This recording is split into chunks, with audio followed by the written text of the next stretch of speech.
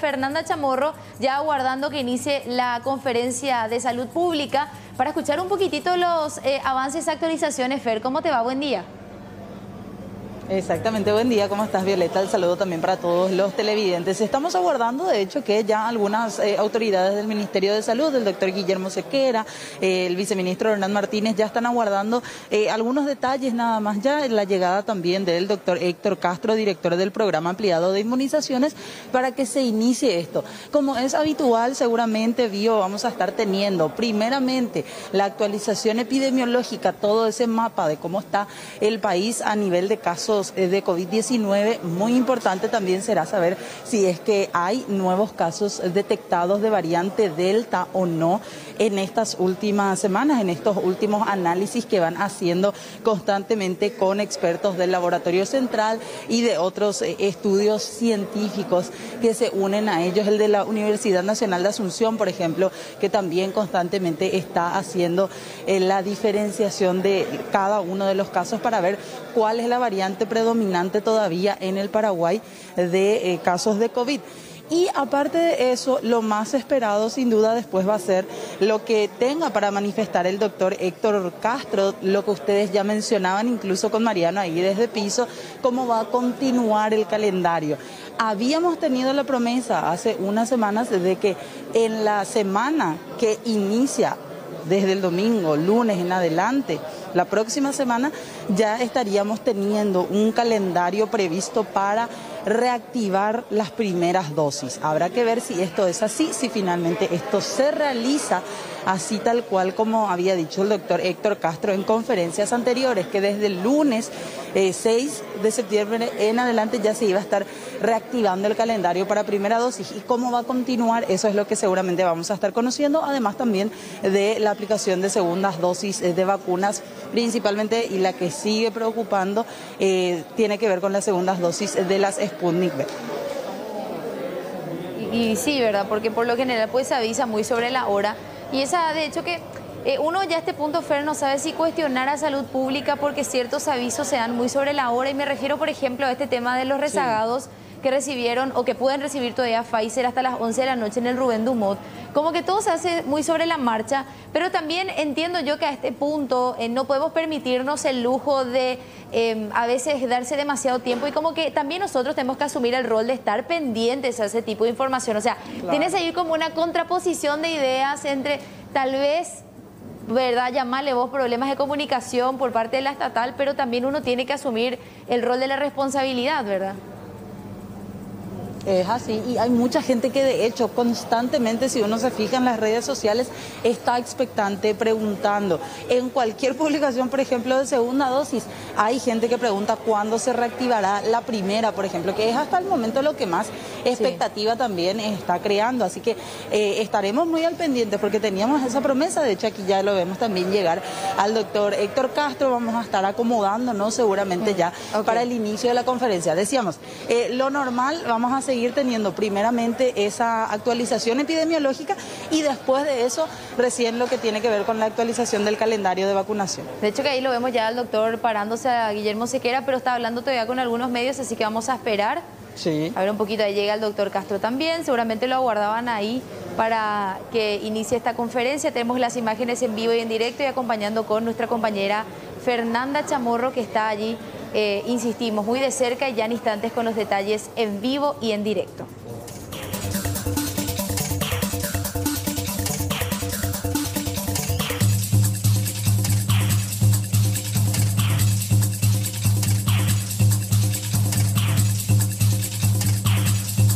Lo decíamos, de hecho, 8:06 de esta mañana, para las 8 estaba previsto el arranque, ya empezaron a poner las diapositivas, así que en instantes vamos a escuchar al doctor Guillermo Sequera. Hay mucho que decir seguramente, ¿verdad? Tema variante Delta, que es lo que preocupa, por supuesto, su circulación comunitaria. Allí se prepara entonces el director de Vigilancia de la Salud, lo escuchamos. El calendario de vacunación y la presentación de lo que es la guía de retorno seguro a clases a cargo de las autoridades presentes. El doctor Guillermo Sequera para la presentación de la situación epidemiológica. Gracias, Gerardo. Bueno, buen día a todos. Vamos a iniciar un poco el resumen de lo que fue la última semana. Hay algunas novedades que quiero mostrarles. Bueno, como siempre, empezando desde lo global, vemos cómo en Sudamérica dejamos de estar en rojo. Argentina, que era probablemente el único país que tenía las más altas tasas de incidencia de la región, hoy se está calmando y espero que revisen un poco su posición con respecto a la frontera con el Paraguay, ¿verdad?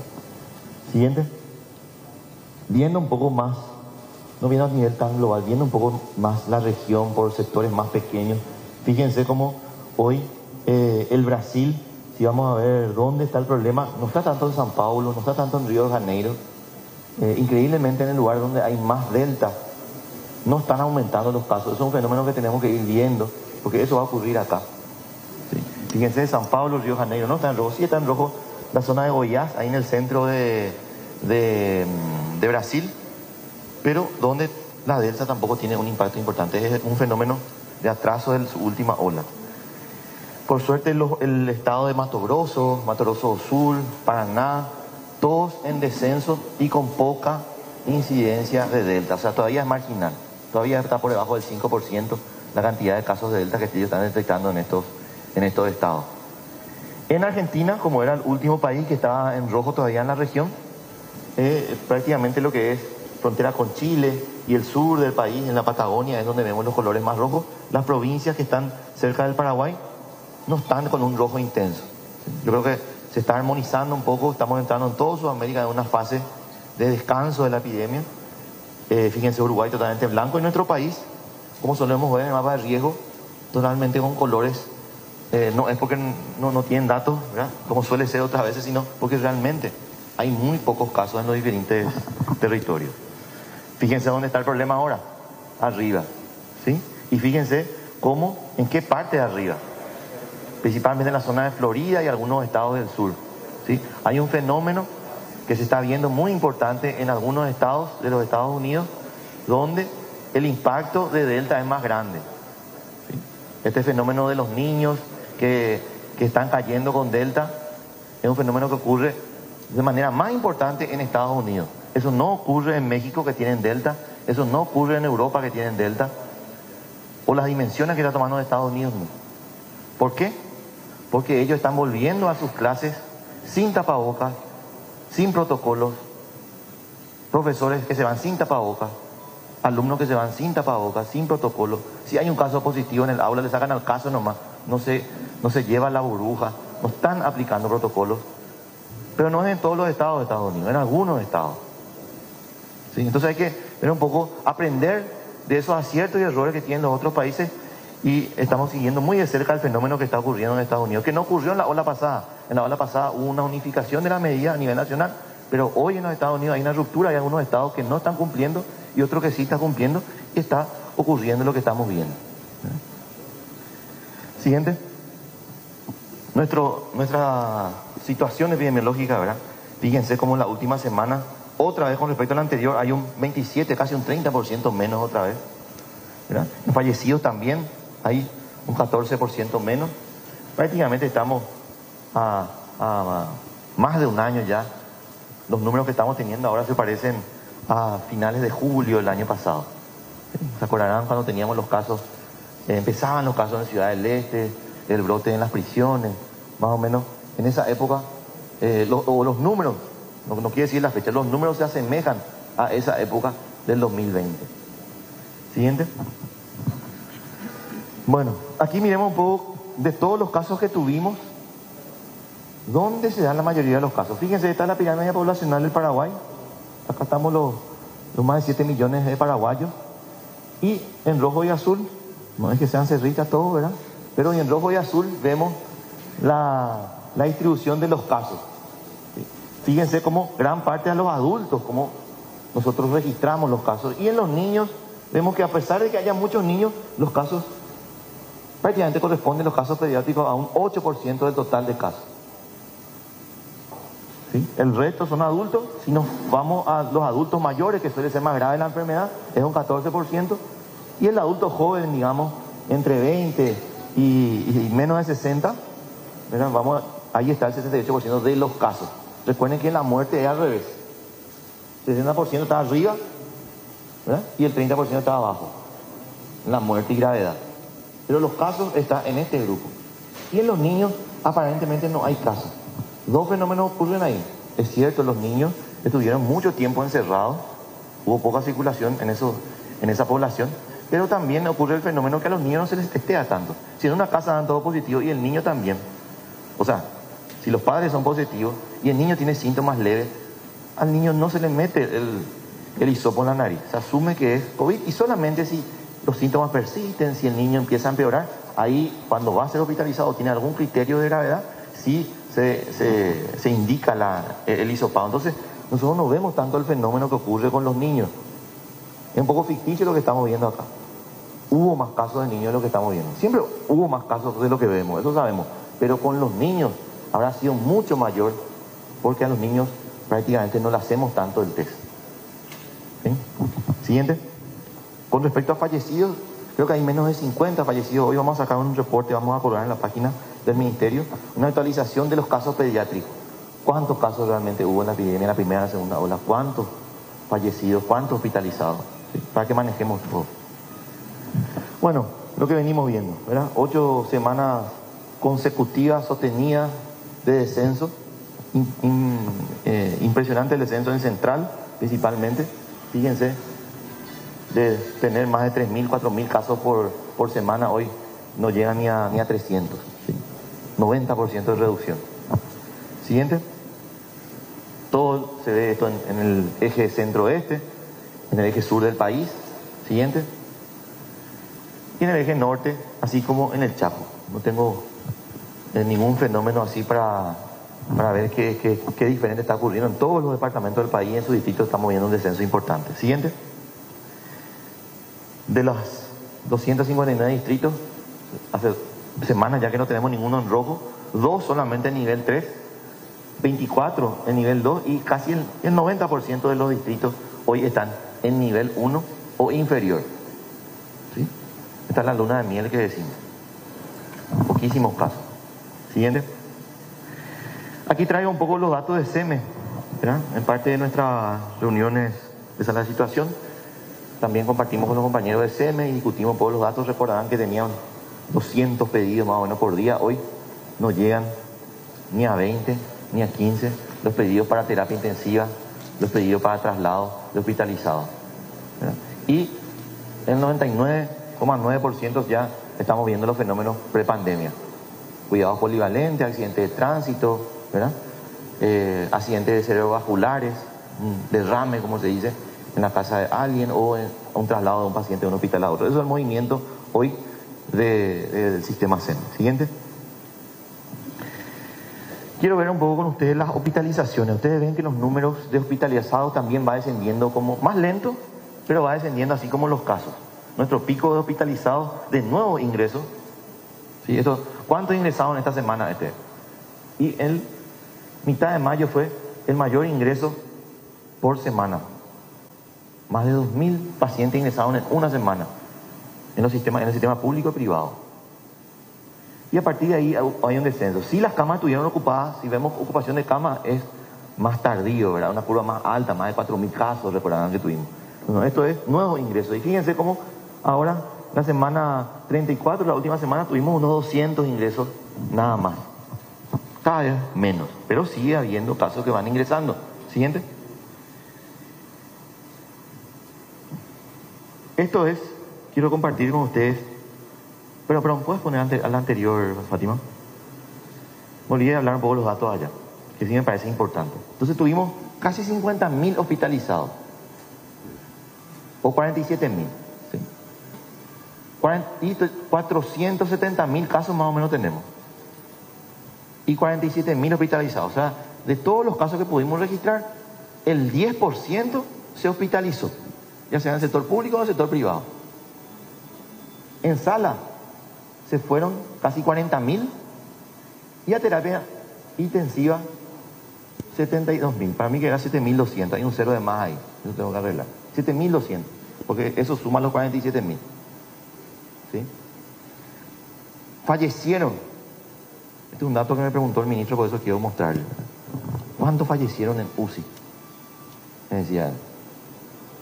De los 15.000 que fallecieron, gran parte falleció en sala. ¿Sí? En un primer momento de la pandemia, sí se falleció en UCI. Después eso fue virando. ¿Sí? 35% de los fallecidos fallecieron en UCI. ¿Sí? Siguiente. Pues la siguiente pregunta que viene es, ¿y los que fallecieron no llegaron al hospital? ¿Verdad? ¿Cuántos son? En los registros que tenemos hasta ahora, porque esto, a veces los registros tardan, pero probablemente ya tenemos el 90% de los registros. Tenemos más de 500 personas que fallecieron no institucionalmente, como se dice. ¿Sí? Que no fallecieron en un hospital. Que fallecieron en su casa. O que fallecieron en algún instituto. Por ejemplo, alguna residencia geriátrica, ¿verdad? Que no se consideran centros institucionales, no hospitales. Y fíjense cómo también tiene la misma curva de nuestra epidemia. Estuvimos allá por la semana de mayo, junio, semana 22, 44 fallecidos no institucionales, o sea, no en un hospital, no en terapia, no en sala, en una semana. Pero un fenómeno que ocurrió desde el inicio de la pandemia. ¿Sí? Fíjense acá, agosto, julio 2020 ya había 2, 3 casos que no llegaban al hospital. Ya sean porque tal vez eran muertes de personas encamadas, después cuando investigamos eran COVID. ¿Sí? Entonces encamadas en sus hogares llegaban a fallecer. Es un fenómeno que ocurrió acá y queremos dimensionarlo. Estamos hablando entonces de las más de 15.000 personas que fallecieron, 556 hasta el momento son muertes no institucionales. Siguiente. Otra cosa que quiero mostrarles, venimos viendo de todos, estos son las últimas 8 semanas, los últimos 2 meses. Dijimos que hay un descenso de nuevos ingresos. ¿Sí? Los colores, ¿qué significa? La cantidad, si estaban vacunados o no, esos que se están hospitalizando. Fíjense cómo, es cierto, hay un descenso de los nuevos ingresos, pero fíjense cómo mayoritariamente los nuevos ingresos tienen este verde agua, que son los no vacunados. Prácticamente el 80-70% de las personas que ingresan son no vacunados. ¿Y hay vacunados que se ingresan? Sí. El verde oscuro son personas que tienen una vacunación que tenía una dosis nada más. Y el naranja son los que tienen 2 dosis. Hay un grupo de personas que tienen 2 dosis y se están volviendo a internar. Es un fenómeno que vamos a ir viendo con el tiempo, que puede ir aumentando, ¿verdad? Pero por el momento vemos que hay un pequeño grupo de personas que tienen las 2 dosis y se ingresan. ¿Cuál es el fenómeno que estamos viendo? Que probablemente son personas que recién se vacunaron de su segunda dosis, todavía no tienen la inmunidad completa. Y fíjense esas rayas que están arriba. La raya que está más arriba es la media de edad cada semana de cada grupo. Fíjense que los vacunados con 2 dosis que ingresan generalmente tienen una edad por lo menos 10 años más que las personas no vacunadas. Y el verde sería por lo menos una dosis, son personas de más de 50 años. La media de edad, vamos a mirar eso en un resumen. Siguiente. Aquí vemos eso. Entonces estos últimos 2 meses, todos los que ingresaron, el 65% no tenía ni una vacuna. El verde oscuro es el 26% tenía por lo menos una dosis y el 9% por lo menos 2 dosis. Pero fíjense la media de edad. Es diferente, ¿verdad? 57, 65 y 48. Los sin vacuna, fíjense, que ingresan son personas jóvenes. Está ingresando mucha gente joven por no estar vacunada, por lo menos una vacuna. Si tenía, probablemente se reduce. Iba a haber gente, pero se reduce esto a la mitad, probablemente. Siguiente. Y vamos a ver los fallecidos. Es una cosa que constantemente me preguntan. ¿Cuántas personas en las últimas 8 semanas, los últimos 2 meses, que fueron falleciendo? Esto está ordenado por fecha de defunción, ¿verdad? No tanto por el reporte. La fecha de reporte, a veces hay muchos que son, de repente, que nos llegan los informes de julio, algunos de junio, son pocos, pero nosotros los reportamos. Ayer vieron que más de 30 fallecidos, pero gran parte era de julio, 11 creo que eran de julio, algunos de principios de agosto. Pero si lo ordenamos por la fecha que dice que falleció, vemos un descenso importante. Y fíjense otra vez, el mismo fenómeno. Los verde agua sin vacuna, los naranjas con 2 dosis y el verde oscuro con 1 dosis. Vamos a mirar el resumen. Siguiente. Otra vez, de todos los que fallecieron, el 70% son personas sin vacuna, los que fallecieron en los últimos 2 meses. 23%, y fíjate, perdón, 70% sin vacuna y 55 años la media, gente joven. Los que tienen 1 dosis por lo menos es el 23% y ya sube 10 años, 65 años la media de los que fallecen. Y de los que tienen 2 dosis, no hay luego jóvenes y no hay luego menos de 60 años. Fíjense, 7% es menos, pero ¿quiénes son los que tienen 2 dosis y fallecen? La media, 77 años.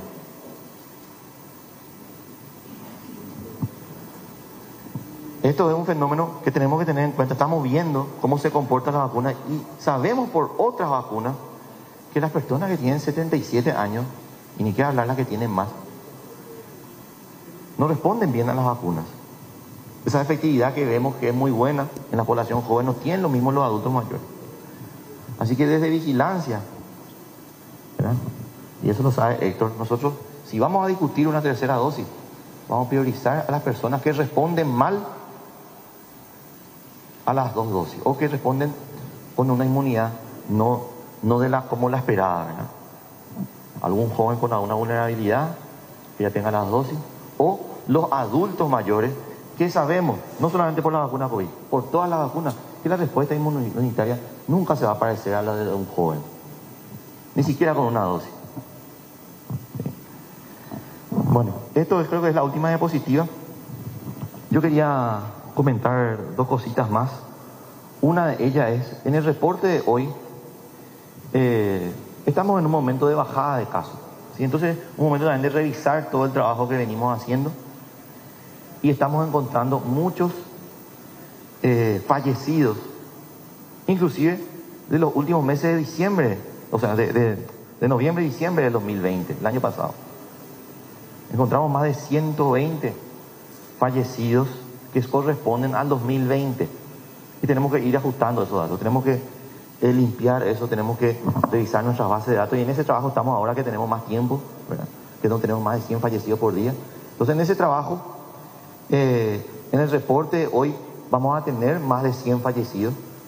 Vamos a sacar un informe, donde en el Twitter mismo vamos a explicar de dónde son, de a qué periodo corresponden, ¿sí? Va a ser diferente el reporte diario de hoy. Pero quiero que entiendan que es un poco parte de ese proceso de depuración y de trabajo, ¿verdad? Una vez que haya pasado la tormenta, estamos viendo un poco los errores, los retrasos en los informes y ese tipo de cosas. Entonces, para así estar más cerca de ese día sin fallecidos, no tanto con tantos casos de retraso, ¿sí? Ese es un mensaje que quería dar. El otro mensaje que quería dar es tema Delta, que seguramente me van a preguntar. Tenemos sospecha de Delta, como todas las semanas. No tengo datos muy finos aún para compartir, pero sí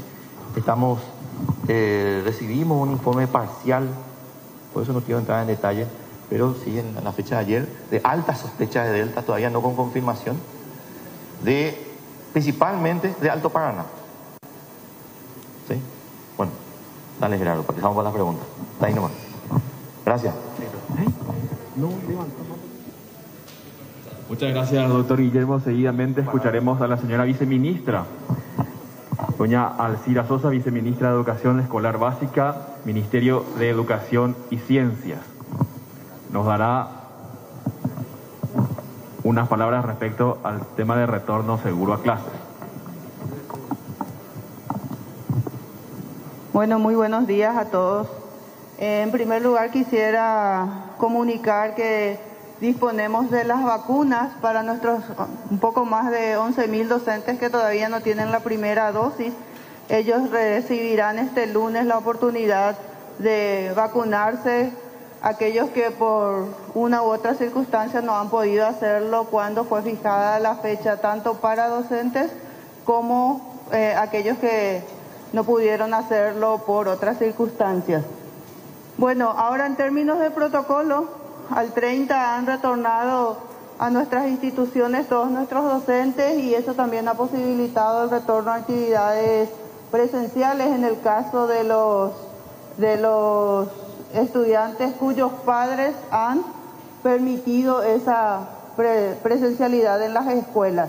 Aquí es bueno recordar que es la familia, padres, madres o tutores quienes autorizan ese retorno a nuestras instituciones educativas públicas, privadas o subvencionadas. En términos de ajuste de protocolo, también es bueno mencionar que las burbujas se condicionan por el espacio del aula. Anteriormente teníamos un tope del 100% de 15 estudiantes por aula. Ahora, si el aula tiene posibilidades de dar espacio a 20 estudiantes, eso está permitido siempre y cuando mantengamos esta distancia de 1.5 metros. El uso de tapabocas, por supuesto, sigue vigente, se recomienda doble tapabocas. Aquí es importante mencionar que para los niños a partir de los 5 años, pero también se amplía el hecho de recomendar el uso a partir de los 3 años. Por supuesto, seguimos con el lavado frecuente de manos, con agua y jabón y el uso de alcohol. El alcohol seguimos proveyendo a nuestras instituciones públicas con el apoyo de Petropar y con mucho énfasis en la ventilación del aula. Todas las ventanas, puertas abiertas, podemos utilizar el aire o el ventilador siempre y cuando tengamos abiertas las puertas y las ventanas. Aspectos tales como el funcionamiento de la cantina está permitido. El almuerzo, en algunos casos, si la familia autoriza, en el caso de las instituciones que tienen doble escolaridad, pueden almorzar los estudiantes que forman parte de la misma burbuja. En realidad tenemos pocas instituciones en esta modalidad y algunos optaron más por ir a almorzar en sus hogares y retornar para el turno tarde. Y en cuanto a las actividades deportivas o las propias del área de educación física, estas siguen vigentes. Sí está permitido realizar las actividades sin el uso de tapabocas, manteniendo el grupo de la burbuja. Esto básicamente son los ajustes que se dan en el protocolo para esta segunda etapa del año escolar. Muchas gracias. Muchas gracias, señora viceministra. Seguidamente, el doctor Héctor Castro, director del programa ampliado de inmunizaciones. Buenos días, muchas gracias por compartir con nosotros este espacio y llegar la información a toda la población. Bueno, haciendo un repaso de lo que implica el Plan Nacional de Vacunación, si me acompañan con la gráfica, ustedes ven que hay un total de 4.072.298 dosis ya aplicadas al cierre de ayer, las 23 horas. De ellas, las primeras dosis corresponden a 2.279.644. Y segundas dosis, estamos llegando a 1.800.000, que es nuestro siguiente objetivo. Recordarán que habíamos dicho en agosto alcanzar 1.500.000 y después aproximarnos a 1.800.000, como habíamos mencionado en la conferencia anterior. Estamos muy próximos ya a llegar a eso. Eso implica también el compromiso que tiene la población, aquellos que recibieron ya la primera dosis, en cumplir con la segunda. La siguiente, por favor. Bueno, esto es muy importante. En toda esta semana se generó un debate de cuál es la población objetivo finalmente y cuál es la cobertura. Hay muchas personas que están interesadas en saber y en comparar con otros países cuál es nuestro porcentaje de cobertura. No es comparable con muchas situaciones, pero sí de acuerdo al interés prioritario. Y quiero que me acompañen en este análisis. Si ustedes ven lo que está sombreado, en un principio habíamos dicho mayores de 18 años porque no teníamos vacunas aprobadas en menores de 18 años. Si nosotros agregamos de 12 años en adelante, tengan en cuenta que nuestro Plan Nacional de Vacunación se está restringiendo a los adolescentes con patologías de base hasta este momento. Sin embargo, es sabido ya que con las dosis que vamos a recibir, vamos a ampliar incluso a los adolescentes sin factores de riesgo, pero eso claramente depende de la disponibilidad de las dosis. Por el momento, tenemos que seguir enfatizando el interés prioritario de vacunar a las personas vulnerables Estas son las personas mayores y las personas con factores de riesgo. Ahí incluimos a los adolescentes con factores de riesgo. Y ustedes ven, que tenemos con ese total, incluyendo toda la población de adolescentes estimada por el INE, tenemos un 40% de cobertura. Sin embargo, si ustedes se fijan en la población mayor, y específicamente si hacemos un corte de 50 años en adelante, estamos alrededor del 60% de la población ya vacunada, y eso claramente, y como mencionó Guillermo en su exposición, vemos el impacto altamente positivo de lo que es la vacunación, no solamente en internación, en muerte, sino que incluso también en casos confirmados, cuando se dobla el punto porcentual, hay una disminución también en ese sentido. Muy bien, la siguiente, por favor. Si nosotros hacemos una discriminación y hacemos el corte de 20 años cumplidos en adelante, vemos que casi el 50% de la población objetivo ya está con al menos una dosis, y de ellos casi un 80% ya tienen 2 dosis. La siguiente, por favor. Y aquí empezamos a discriminar por grupos de edad. Vamos a centrarnos en el último zócalo que tienen ahí, y vean ustedes que los mayores de 60 años ya tienen un 65% de inmunización y 86% de ellos ya tienen 2 dosis. O sea, realmente se ha conseguido alcanzar un porcentaje sumamente importante y tranquilizador en el sentido epidemiológico. Si vamos en el segundo grupo, 50-59 años, vean ustedes también que casi el 60% ya está con al menos una dosis, y de ellos casi un 80% con 2 dosis. También unas cifras muy importantes y con impacto positivo. Y finalmente la población joven de 20 a 49 años, que con la reactivación de las primeras dosis vamos a pegar el salto, porque ellos nos enseñaron lo que representa el entusiasmo, el compromiso y sobre todo el acompañamiento asertivo en cuanto a la vacunación. Entonces vemos cercano al 45% tienen primera dosis, y de ellos un 76% ya completó su esquema. La siguiente, por favor. Y vemos nosotros aquí, recuerden que de 18 años en adelante habíamos incluido a los que tienen factores de riesgo, y de 12 a 17 años adolescentes con factores de riesgo. Por eso es que en este primer cuadro, vean ustedes que es de 12 a 19 años con factores de riesgo, o sea, enfermos crónicos, el 86% de ellos ya tienen al menos una dosis, que también es un impacto, o sea, representa una franja de seguridad importante que va a desarrollar un impacto positivo posteriormente. Y fíjense el cumplimiento de ellos, más del 80% ya tiene al menos 2 dosis, o sea, ya completaron el esquema. Embarazadas, el siguiente grupo que también nos interesa muchísimo por la alta mortalidad materna. Vean ustedes que de las estimadas, no inscriptas, hablamos estimadas en lo que va del año, que son aproximadamente 50.000, nosotros tenemos 35% de ellas vacunadas. Entonces se insta siempre a la inscripción de estas personas, porque hay plataformas que están garantizadas en cuanto a su seguridad, obviamente evaluando riesgo-beneficio individual. De ellas, casi el 70% ya tienen 2 dosis. Y personal de salud, el 92% de los inscriptos o registrados, me refiero en lo que es la población que tiene visualización en el Ministerio de Salud, vemos que el 92% de ellos tienen al menos una dosis y casi 80% de ellos tienen 2 dosis. La población que tuvo mayor adherencia a la segunda dosis en todo lo que va de este Plan Nacional de Vacunación representa la población mayor. La población que más rápidamente se adhirió al proceso de vacunación representa la población joven. Con esta conjugación estamos llegando a una meta sumamente importante, cual es llegar a esa población objetivo a fin de año, que tenemos que alcanzar un 80% de toda esa población, dependiendo obviamente de el compromiso de la población una vez llegadas las dosis. La siguiente, por favor. Bueno, y aquí empieza nuestro calendario de vacunación, y quiero que atendamos todos porque hay muchos mensajes.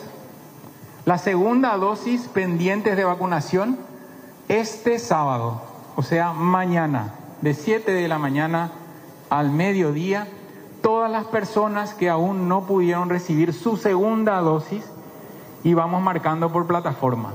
Sputnik hasta el 26 de mayo, AstraZeneca hasta el 15 de julio, Moderna hasta el 31 de julio, Pfizer hasta el 28 de julio, mañana. Este grupo que ya veníamos vacunando, pero vamos a darle una chance más este sábado. Así que todos aquellos que están en este grupo pueden ir mañana a recibir su segunda dosis. La siguiente, por favor. Primera dosis. Reactivamos primera dosis y, como habíamos mencionado, vamos a focalizar en las poblaciones que quedaron rezagadas o poblaciones consideradas vulnerables. Embarazadas de 18 años y más, de 20 semanas de gestación y más, con certificado médico, están incluidas para la primera dosis el lunes, el martes y el miércoles de septiembre. Así también todos los docentes, según la lista proveída por el Ministerio de Educación. Es muy importante recordar que son alrededor de 11.000 docentes distribuidos en todas las regiones, y eso es importante también, que deben acercarse con el certificado de trabajo. O sea, esa brecha que quedó de los compañeros docentes que aún no recibieron, tienen la posibilidad lunes, martes o miércoles. Personas de 20 años hasta 34 años cumplidos, inscriptos, con terminación de cédula 8 y 9, que quedaron aquel miércoles 28 de julio sin poder acceder a su primera dosis, tienen ahora también esta oportunidad de conseguir la primera dosis. Van a estar disponibles las mismas para aplicar en estos tres grupos, como dice el flyer, primeras dosis lunes, martes y miércoles, a recordar estos tres grupos principalmente. La siguiente, por favor. Las plataformas que vamos a tener disponibles: Sputnik, componente 1, Moderna y Pfizer, en estos tres grupos. Claramente, las embarazadas se le va a dar prioridad de Moderna porque es la plataforma que está aprobada su uso de emergencia, evaluando riesgo-beneficio. La siguiente, y sin terminación de cédula, perdón, no hay terminación de cédula. Segundas dosis. Todas las personas que recibieron su primera dosis, y aquí sí ya varía el calendario, vamos a encaminar las segundas dosis el jueves y el viernes de la próxima semana. AstraZeneca, todas las personas que recibieron su primera dosis hasta el 31 de julio. Moderna, todas las personas que recibieron su primera dosis hasta el 13 de agosto. Sputnik, todas las personas que recibieron su primera dosis hasta el 12 de junio. O sea, vamos también, recuerdan que era hasta el 26 de mayo, ahora vamos hasta el 12 de junio, porque vamos a recibir el día de hoy componente 2, entonces sí nos permite avanzar con este grupo hasta el 12 de junio, sin tener en cuenta terminación de cédula el jueves 9 de septiembre y el viernes 10 de septiembre, días de segundas dosis, dependiendo de la plataforma y fecha de aplicación de la primera dosis respectivamente. La siguiente, por favor. Y finalmente el sábado siguiente, el sábado 11 de septiembre, primera dosis, vacunación exclusiva a adolescentes con factor de riesgo. Vamos a priorizar en esta semana a los adolescentes también con factor de riesgo, y posteriormente, según disponibilidad, vamos a ir avanzando en otros grupos. Los documentos que tenemos que presentar para el próximo sábado 11 de septiembre: certificado médico que indique la enfermedad del adolescente, cédula de identidad del adulto y del adolescente, fotocopia del certificado de nacimiento, libreta de familia o fotocopia de la resolución judicial, solo en el caso del tutor o guarda temporal. Es obligatorio que vaya acompañado del tutor o de la mamá o del papá, ya que es la primera dosis. La siguiente, por favor. Es muy importante mencionar que vamos a contar con el apoyo de la Defensoría de la Niñez y Adolescencia. Así también vamos a contar con el apoyo de la Sociedad Paraguaya de Pediatría, de la Dirección de la Niñez y Adolescencia del Ministerio de Salud. Así que ese día, el día A, el Día del Adolescente, será el próximo sábado 11 de septiembre. Creo que no hay nada más. Muchas gracias. Muchas gracias, doctor Castro. Seguidamente empezamos la ronda de consultas. Solicitamos 2 consultas por medios de comunicación para que todos puedan preguntar. Muchas gracias. Buenos días. Al doctor Sequera, sobre el tema del informe epidemiológico de la semana, atendiendo a que venían descendiendo los casos, así como mencionaste, doctor, lo de ayer, que nuevamente se presentó un leve aumento, ¿eso es coyuntural o presentaría algún tipo de variación? Siempre dijimos, ¿verdad?, de que lo que pasa en un día no nos tenemos que aferrar tanto a eso, sacar impresiones de un día, a no ser que sean extremadamente desproporcionales, ¿verdad? La unidad de tiempo que tenemos que revisar siempre es la semana, ¿sí? No quiero que tomemos ya decisiones con respecto a un día. Generalmente miércoles y jueves tenemos más casos, si ven el patrón. Lunes empezamos con poco, ¿verdad? Martes va subiendo, miércoles, jueves suele ser alto, y luego baja a fines de semana. Y con respecto al doctor Castro, el tema de las vacunas Covaxin, que había un lote todavía pendiente. ¿Hay todavía vacunas guardadas como para ser utilizadas, doctor? Bueno, nosotros hemos contactado con muchas de las personas que quedaban pendientes sus segundas dosis.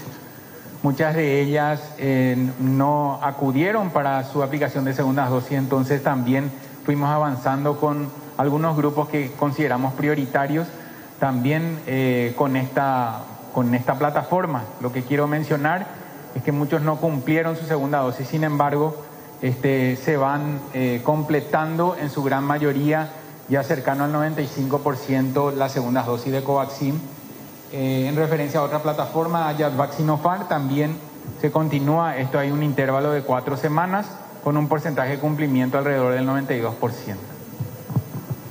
Buen día. Doctor Castro, con relación a la libreta de vacunación, la que le dan a las personas en los vacunatorios, mucha gente está preguntando qué pasaría si esa libreta, teniendo ya incluso las 2 dosis, se pierde. Y si ellos quieren viajar y al volver, ¿cómo se daría? ¿Está establecido por así decirlo, un cronograma o un plan para ver cómo lidiar con ese tipo de situaciones que se van a ir dando? Siempre conveniente acercarse al vacunatorio donde recibió ambas dosis, o donde recibieron ambas dosis, y ahí se constata si es que no pudo acceder al registro, entonces ahí se constata si está vacunado y se actualiza de esa manera. Pero especificando un poco más la pregunta, si por ejemplo esta persona el día que tiene que viajar en la frontera descubre que no llevó la libreta o se le perdió la libreta durante el trayecto, ¿cómo se trabajan esos casos técnicos? Bueno, si va a recibir la segunda dosis y no accede, y se acerca al vacunatorio donde recibió las 2 dosis y en ese momento hace su reclamo, entonces los compañeros evalúan si está vacunado o ven si no está en el registro, ven si no tiene la documentación en el registro manual y ahí se actualiza. ¿No hay una plataforma digital para verificar eso en la frontera, doctor? Se está trabajando en eso, en tener un carnet electrónico, de hecho que ya muchos accedieron, es muy importante tener en cuenta eso se va a hacer un lanzamiento también oficial, pero estamos ya muy poco a hacerlo sistemático eso. Con respecto a COVAX, doctor, considerando las pocas dosis que llevan hasta ahora, ¿qué se va a hacer respecto? ¿Se renegocia o se espera que esos lotes faltantes lleguen para el refuerzo del año que viene? Bueno, estamos esperando nosotros también avance la negociación, el ministro de Salud está en conversación con ellos, hemos recibido también correo electrónico en referencia a futuras asignaciones que están por confirmarse y en ese sentido aún yo no puedo mencionar fecha exacta de llegada, así que por ahora mencionarles que sí hay conversación al respecto. Una cosa es las donaciones que se adquieren a través del mecanismo COVAX y otra es la negociación a través de este mecanismo, y en este último punto es lo que me refiero, que aún no tenemos fecha para confirmar de asignaciones y así también de plataforma. Para el doctor Guillermo Sequera. Doctor, ahora con la entrada de la variante Delta, ¿no hay mayor riesgo de contagio dentro de las aulas si es que algún docente no está vacunado, por ejemplo? El contagio siempre, el riesgo de contagio siempre está, riesgo cero no existe. Y existe mayor riesgo de contagio cuando una variante es más contagiosa, y Delta es más contagiosa. Entonces, las medidas son las mismas que antes. Solamente que tenemos que estar más conscientes que estamos ante una variante más contagiosa y estar atentos a no descuidarnos, ¿verdad? Pero sí estamos viendo en países donde la variante Delta está explotando de casos. Tenemos 2 tipos de países. Estados Unidos, que explota y que los niños se enferman, y Europa, que explota de eso también, pero que los niños se enferman, pero igual que las olas anteriores. Entonces acá, o México, vamos a decirlo, bueno, en Europa no hay los niños, vamos a decir, bueno, vamos a México, país que tiene un fenómeno, una explosión de delta también importante, pero los niños se enferman, pero igual que las olas anteriores. Entonces, ¿cuál es la diferencia? Los cuidados. Los países que tienen protocolos y cumplen son los que tienen menos impacto en los niños. Eso es lo fundamental. O sea que si el doctor, el profesor no está vacunado, si se mantienen las medidas, igual el riesgo es mínimo de contagio. Siempre aumenta más el riesgo si la persona está vacunado, obviamente, mejor que esté vacunado, ¿verdad? Pero si los niños están con tapabocas, si el profesor está con tapabocas, si se mantiene la distancia, si el aula está ventilada, ¿verdad? Inclusive hoy sabemos que si las ventanas están abiertas, puede estar prendido el ventilador y se dispersa si hay alguien con el virus. Se dispersa muy fácilmente, mucho mejor la ventilación de esa aula, ¿verdad? Bueno, una pregunta para la viceministra Alcira Sosa, si se puede. Viceministra, estos días para vacunación de los docentes, ¿ellos van a tener permitido faltar, por ejemplo, a las aulas, faltar a sus trabajos? Sí, por supuesto, como en las otras fechas ellos se organizan en la institución y que la prioridad es la vacunación. Y en caso de que después de estas jornadas todavía hayan docentes que no se hayan vacunado, ¿se va a permitir que vayan a las aulas si no están vacunados? Sí, eso ya de hecho se está dando, estos 11.000 docentes, porque en estos días también se actualizó la base de datos. Estos 11.000 docentes están en nuestras instituciones educativas, pero por supuesto cumpliendo con el protocolo. De hecho, hay que recordar que en el primer semestre teníamos más de 350.000 estudiantes participando en actividades presenciales y aún no estaban vacunados los docentes. Para el doctor Sequera y también después para el doctor Castro. Doctor, mencionó que bueno, ahora que hay un poco más de tiempo y hay menos fallecidos, se puede justamente ver estos fallecidos rezagados, por decirlo de alguna manera. En algún momento vamos a poder saber la cantidad exacta de fallecidos en la semana, por ejemplo. Fíjate en la página de vigilancia, nosotros siempre nos guiamos por el reporte. El reporte tiene sus limitaciones, ¿verdad? Entonces fíjense en la página de vigilancia, fíjense en la sala de situación, principalmente en las últimas diapositivas, o en el reporte interactivo en la página de vigilancia. Los fallecidos están ordenados por fecha de defunción, que es lo más exacto, ¿verdad? No tanto al reporte. Otra cosa, la base de datos está publicada en la página del ministerio, pueden entrar en fallecidos, descargar vos la base de datos y podés ordenar tus fallecidos por la fecha de defunción o por la fecha de reporte. Vos podés hacer gráficos que vos quieras. O sea, esos datos son libres. Y pero estos rezagados corresponden a que no hubo tiempo, no se cargó.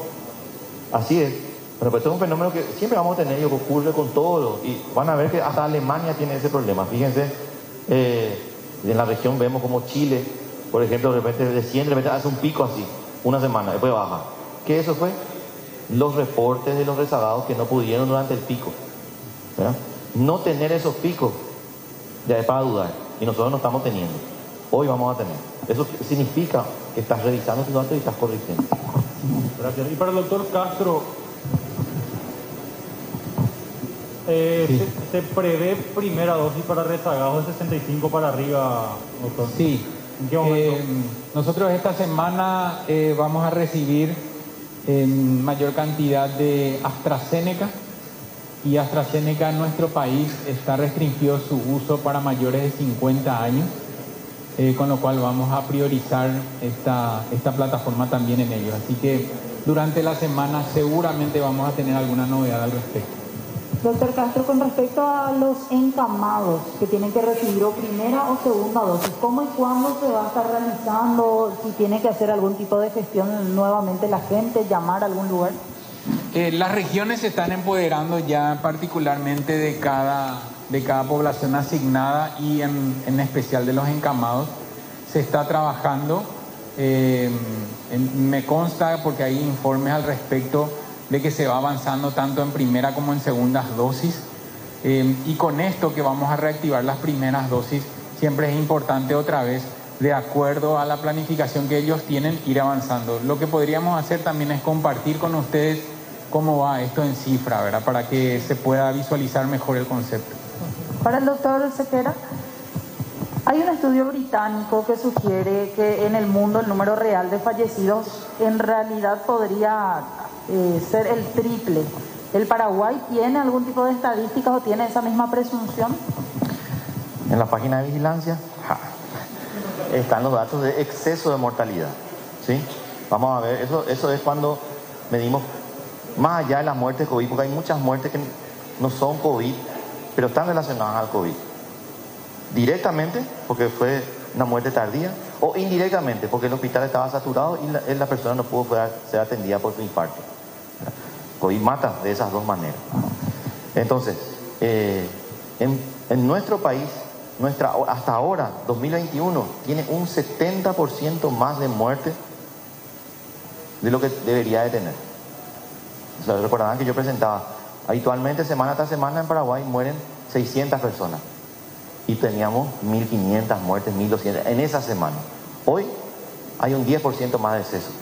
Pero en el acumulado tenemos en exceso de mortalidad, fíjense en la página de vigilancia, 70%. En el 2020, cuando empezó la pandemia, tuvimos exceso, sí, pero está alrededor del 10% nada más, ¿verdad? Entonces, hay países donde es peor. En la India, por ejemplo, ¿verdad? O principalmente en los países africanos, es donde ellos reportan 100 muertes, pero en realidad tienen 300. Allí sí es 3 veces más. Doctor, las personas que se tienen registradas, ¿verdad?, que han fallecido con la segunda dosis, ¿ya hay alguna enfermedad de base que la mayoría tendría de repente, aparte de la franja etaria, ¿verdad? Y generalmente fíjate que los que fallecían con 2 dosis eran 77 años. Para más o menos esa es la media. O sea, hay gente mucho mayor que los que fallecían sin dosis. 50 eran los otros, 48, algo así era. Muchísima diferencia hay. Entonces, uno con 77 años tiene 99% de probabilidad de tener una patología de base. O ya es hipertenso, o tiene diabetes, o tiene alguna patología de base. Y eso ayuda a que el COVID sea una complicación más, ¿verdad? Y el manejo clínico es más complejo, ¿verdad? Hasta aquí la conferencia de prensa del Ministerio de Salud. Con un solo último mensaje, entonces, con respecto al sarampión. Recordarle a los compañeros, ¿verdad? A los servicios de salud, a los médicos, a los equipos de enfermería y a los padres, a las familias, de que tenemos sarampión en la región. En San Pablo hay casos de sarampión. Hay pocos, por suerte, pero hay. Nosotros hace 22 años que no tenemos. Tuvimos una sospecha que probablemente en los próximos días, ojalá la semana que viene, tengamos la confirmación. Pero al hacer el rastrillaje alrededor del caso nos dimos cuenta que hay muchos niños que no se están vacunando contra el sarampión. Entonces, aprovechemos, no todo es COVID, aprovechemos que los niños todavía no se pueden vacunar al COVID, ponerse al día con la vacuna del sarampión, principalmente la segunda dosis. Eso nomás.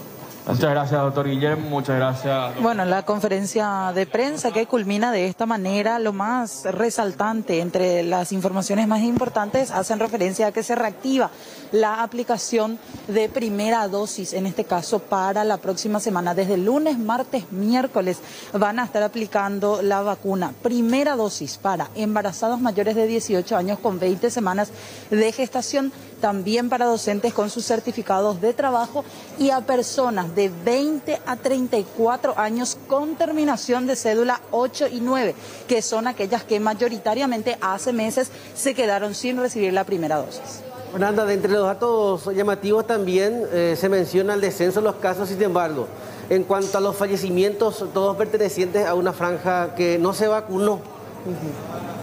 Sí, exactamente. Mayoritarios, 65% de hospitalizados no tenían ninguna dosis en las últimas 8 semanas, en los últimos 2 meses, y también el 26% de los fallecidos, si me esperas, Alexis, sí. Tenía por aquí también los reportes, en este caso 70% de los fallecidos no se vacunaron con ninguna vacuna en los últimos 2 meses y ya eran personas que tenían la posibilidad de hacerlo, que ya estaban siendo incluidos en los planes de vacunación.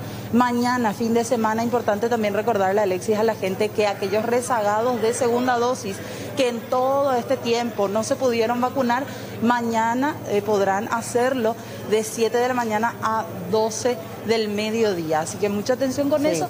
Y después también para los siguientes días, jueves y viernes de la próxima semana, se reactiva también segunda dosis para muchos que quedaban fuera de los anteriores planes de vacunación, principalmente la gente que se vacunó con Sputnik, que tanto estaba reclamando su segunda dosis. Esto se amplía también para que reciban el próximo jueves y viernes de la semana que viene.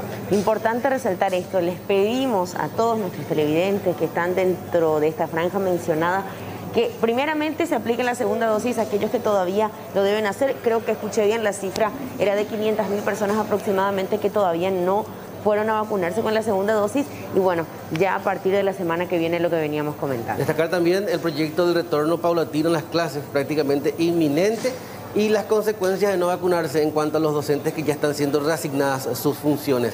Gracias, Fernanda. Será hasta el próximo contacto. Hasta luego. Bueno, nosotros tenemos mucha información para compartir aquí en Edición Matinal. Marcamos un corte y regresamos.